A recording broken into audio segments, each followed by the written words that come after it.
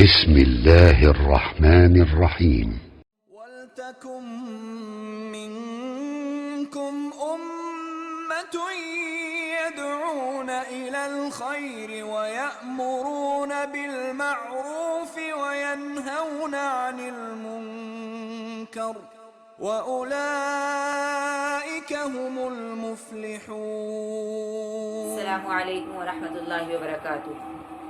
الحمد للہ الذی کفا والصلاة والسلام علی عبادہ الذین اصطفى اما بعد. ناظرین کرام، مجھے یاد ہے جب میں تیسری جماعت میں تھی یا چوتھی جماعت میں رہی ہوں گی،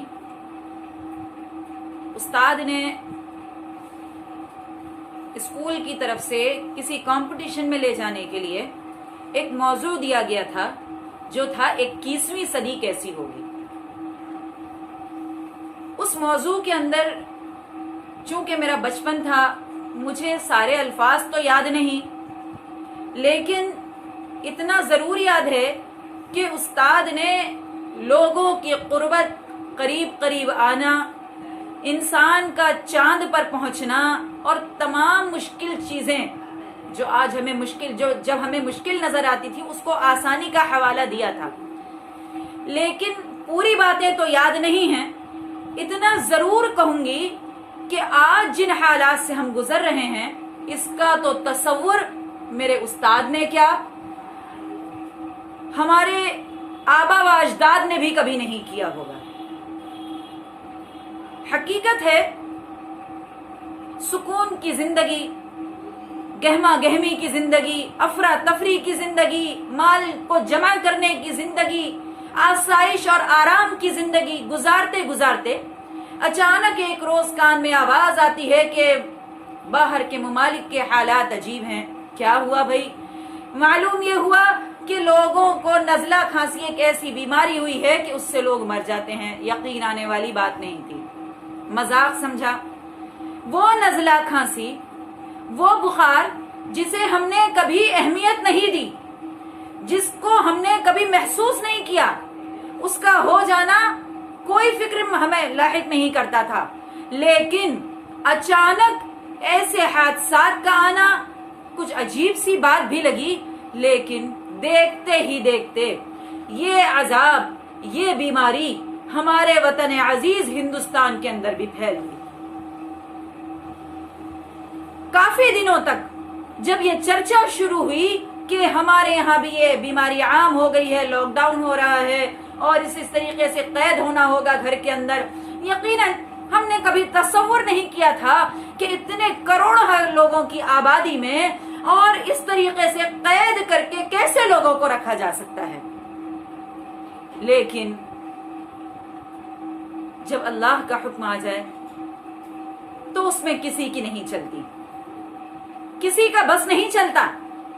ایسا ہی ہوا، سنتے ہی سنتے جو بات ابھی سنی سنائی تھی وہ یقین میں تبدیل ہو گئی، اور پھر لاک ڈاؤن بھی ہو گیا. ہم سب اپنے گھروں کے اندر قید ہو گئے، بڑی نفسا نفسی کا عالم ہوا، پریشانی ہوئی.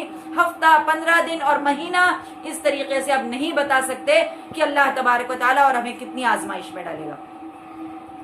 آج تک ہم بند ہیں. رمضان المبارک کا مہینہ آنے والا ہے، 2-4 دن رہ گئے ہیں، لیکن ابھی اللہ کا عذاب ٹلا نہیں. مہینہ 2 مہینہ ہو گیا، ہم نے اپنے رب سے معافی مانگنے کا یا معلوم نہیں ارادہ بھی کیا کہ نہیں کیا. یقین جانیے کہ ہمیں بھی اس چیز کو شاید اتنا زیادہ ہمیں احساس نہیں ہوتا. یہاں تک کہ خود جنہیں میں جانتی تھی، میرے جاننے والوں میں ایسے حادثات ہوئے کہ جنہوں نے میری روح کو جھنجھوڑ کر رکھ دیا. شوہر کا ساس کا انتقال ہوا، شوہر کا انتقال ہو جاتا ہے 1 ہفتے کے اندر، اور ایسا حادثہ کہ ہم ان کی عیادت کے لیے، لوگ ان کی عیادت کے لیے، ان کی تعزیت میں، ان کی تیمارداری کے لیے، ان کی مزاج پرسی کے لیے جا نہیں سکتے. وارننگ ہے وہ اپنے گھر کے اندر بند رہیں گے. ماں 2 بیٹوں کے ساتھ گھر کے اندر بند ہے، کوئی ان سے ملنے نہیں جا سکتا. ساس کا غم، ابھی 1 ہفتہ ہوا تھا شوہر کا انتقال. شوہر جیسی جدائی आखिर कौन सह सकता है। लेकिन ऐसे हालात में मालूम नहीं उस औरत की पहली रात आई होगी तो कैसी कटी होगी, मालूम नहीं जब वो इस हादसे को झेलकर अपने घर लौटी होगी अपने शौहर के पास से तो क्या हाल हुआ होगा, जब घर में चार दीवारी में वो कैद हो गई होगी अपने दोनों बच्चों के साथ, कौन उसको खाने को पूछा होगा, क्या मन चाहा होगा खाना पकाने का, क्या मन कर रहा होगा औलाद को खिलाने का। यही हुआ होगा, माँ बेटे को तसल्ली देती होगी, बेटे माँ को तसल्ली देते होंगे, वहां कोई तसल्ली देने वाला भी मौजूद नहीं था। दूसरा हादसा, एक बच्ची जो मेरी हम उम्र, शौहर का इंतकाल हो जाता है, रात में 1.5 घंटा करीब अपने बच्चों से बात करता है, वीडियो कॉलिंग करता है, कहता है मैं बहुत अच्छा हूँ, जरूर मैं 1-2 दिन में घर तक आ जाऊंगा। सुबह अचानक खबर आती है कि इंतकाल हो चुका। शौहर के जाने का गम, बच्चों की यतीमी का गम, औरत को अपनी बेवगी का गम, बेवा होने का गम, उसके बाद सख्ती कि तुम अब दूसरों से मिल नहीं सकते। मैं इसे बुरा नहीं कह रही, हालात ही ऐसे हैं, अल्लाह की तरफ से हमारे ऊपर आजमाइश ही आ चुकी है। क्या कि अब उसे भी एक घर के अंदर बंद कर दिया गया, अपने बच्चियों के साथ वो एक घर में बंद है, न हम उसे पूछ सकते हैं, न कोई रिश्तेदार पूछ सकता है, न माँ पूछ सकती है, न बहनें पूछ सकती हैं, ताला लगा हुआ है, घर के अंदर बंद है। हमने तो कभी तसव्वुर भी नहीं किया था कि ऐसा अजाब, इस तरह के हालात भी हमारे ऊपर आएंगे। और आज भी बेशुमार मुसलमान या बेशुमार लोग इसको मजाक में ले रहे हैं, इसका एहसास नहीं कर रहे। यकीन जानो, जब तक तुम अल्लाह से माफी नहीं मांगोगे ये अजाब टलने वाला नहीं। रमजान मुबारक का महीना आ रहा है, अब हम में का अक्सर शख्स ये चाहेगा कि मस्जिद के अंदर किसी तरीके से चला जाए। हुकूमत आपको जो हुक्म दे रही है वो आपकी भलाई के लिए दे रही है। यहाँ पर इस मामले में मैं कह रही हूँ वो आपकी भलाई के लिए कह रही है, उस पर अमल करना आप पर जरूरी है। वैसे भी तुम्हारे नबी की तो तालीम है कि अपने हुक्मरां की इताअत करो, बात मानो, वो क्या कहता है। ऐसे हालात में अब हमारे में से हर शख्स परेशान होगा कि किसी तरीके से रमजान आते ही मस्जिद का दरवाजा खुल जाए, जबकि सोचो जरा, तसव्वुर करो, नफिल नमाज रमजान की तरावीह जरूरी नहीं थी, फर्ज नहीं थी। फर्ज एक दिन वो था जब फर्ज नमाज के लिए तुम्हें बुलाया जाता था तो तुम जाते नहीं थे, जबकि फर्ज नमाज वो है कि जो तुम अपने घर में बगैर किसी शरई उज़्र के पढ़ नहीं सकते। तुमने घरों में नमाज अदा कर ली, मस्जिद की फिक्र ना रही। आज जब रमजान आने को है तो तुम परेशान हो रहे हो कि किसी तरीके से मस्जिद का दरवाजा खुल जाए और हमें उसमें दाखिला मिल जाए। हरगिज ऐसी गलती मत करना। पहले तो तुम अपने गुनाहों की माफी मांगो। क्यों? अंबिया किराम को भी जब आजमाइश में डाला गया तो उन्होंने क्या करा? सबसे पहले अपने गुनाहों की माफी मांगी, तौबा किया, अस्तगफार किया। अय्यूब अलैहिस्सलाम के ऊपर परेशानी है, क्या कहा? रब्बी अन्नी मगलूबुन फंतसिर, अल्लाह मैं तो बहुत ज्यादा परेशान है। रब्बी अन्नी मस्सनी अज़्ज़ुर्र व अंत खैरुर व अंत अरहमुर राहिमीन, कि अल्लाह मुझे तो परेशानी आ गई है, अल्लाह मुझे तकलीफ में ने पकड़ा हुआ है। क्या कहा था अय्यूब अलैहिस्सलाम ने? रब्बी अन्नी, अल्लाह अन्नी मस्सनी अज़्ज़ुर्र, मुझे तकलीफ ने, मुझे एक बीमारी ने पकड़ लिया है। फअंत अरहमुर राहिमीन, तू ही रहम करने वाला है। फिर यूनुस अलैहिस्सलाम, जब अल्लाह ने उनको मछली के पेट में कैद रखा, एक नहीं, दो नहीं, तीन, आज बड़े सुकून से तुम हो अपने घर के अंदर, सारे आसाइश, सारे आराम तुम्हारे पास मौजूद हैं। तुम्हें यकीन भी है कि एक न एक दिन छुटकारा मिल जाएगा, तुम्हें यकीन है कि तुम आजाद हो जाओगे। लेकिन क्या यूनुस अलैहिस्सलाम जब मछली के पेट में रहे, उन्होंने भी अल्लाह से क्या कहा? समंदर का अंधेरा, रात का अंधेरा, मछली के पेट का अंधेरा, फिर समंदर की तह, क्या कहते वो बार बार अल्लाह से? ला इलाहा इल्ला अंता सुब्हानका इन्नी कुन्तु मिनज़ ज़ालिमीन। अपने आप को गुनहगार बताया अल्लाह के सामने। कितना दिन हो गया आज अजाब आकर, हमने अल्लाह से रोकर गिड़गिड़ा कर माफी नहीं मांगी, सदका खैरात नहीं किया, तौबा آخر اللہ تبارک و تعالی ہم سے کہاں سے ہم سے راضی ہوگا؟ آپ بتائیں. تو مسجد میں جا کر تراویح کا اہتمام یہ ضروری نہیں ہے، یہ تو نفل عبادت ہے، یہ تو اللہ کے رسول صلی اللہ علیہ وسلم نے اپنے گھر کے اندر بھی پڑھی ہے. اس کو تو اللہ کے رسول نے 30 دن کا اہتمام بھی نہیں کیا. لیکن ہاں ہم جاتے ہیں، ہم پڑھتے ہیں، یقیناً ہمارا بھی دل دکھ رہا ہے، رو رہا ہے دل کہ کون سا وقت آ گیا کہ ہمیں مسجدوں سے روک دیا گیا.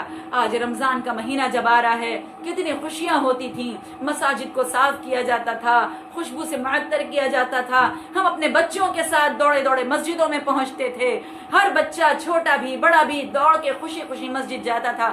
لیکن ہمیں روک دیا گیا، اللہ کی طرف سے روک دیا گیا. فرض نماز کے لیے نہیں گئے، اس کا اتنا دکھ کسی کو نہیں ہوگا. جب پہلے دن مسجد میں جانے کو منع ہوا تھا، اس کا دکھ یقین اپنے ایمان سے پوچھو، اپنے دل سے پوچھو، اپنے ضمیر سے پوچھو کہ کس کو تکلیف ہوئی تھی فرض نماز کے لیے جب مسجدوں کو بند کیا گیا تھا. تو نہیں، آج ہم لڑنے مرنے کھڑے ہو جائیں گے کہ تراویح کے لیے مسجد کھول دو. جب تم نے فرض ہی نماز نہیں پڑھی، اب نوافل کے لیے کیوں رو رہے ہو؟ بہت اچھا موقع ملا ہے، اپنے گھروں میں رہو، اپنے بچوں کے حالات پہ نگاہ دوڑاؤ. معلوم نہیں تمہارے بچے تمہارے پیچھے گھروں کے اندر کیا کیا کرتے ہیں، کیا نہیں کرتے ہیں، کتنے گناہ ہم سے سرزد ہوتے ہیں. بچوں کو دین کی تعلیم دو، اللہ کی طرف بلاؤ، سب اکٹھا رہو گھر کے اندر، نمازیں پڑھو، جماعت کر سکتے ہو کرو، جتنا قرآن پڑھ سکتے ہو اس میں قرآن کی تلاوت کرو، اور اللہ سے سب سے پہلے توبہ استغفار کرو تاکہ وہ تم سے راضی ہو جائے.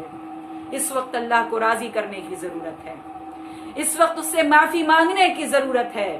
اپنے ایک ایک گناہ کو، پچھلے گناہ کو، تنہائی کے گناہ کو، لوگوں کے درمیان بیٹھ کے کرنے والے گناہ کو، اکیلے میں کرنے والے گناہ کو، چھپ کر کرنے والے گناہ کو، کھلے میں کرنے والے گناہ کو، سب کو یاد کرو اور رب کے آگے رو اور گڑ گڑاؤ کہ اللہ ہمیں معلوم ہے کہ تو ہمارے گناہ کو معاف کرنے پر قادر ہے، تو ہمیں معاف فرما.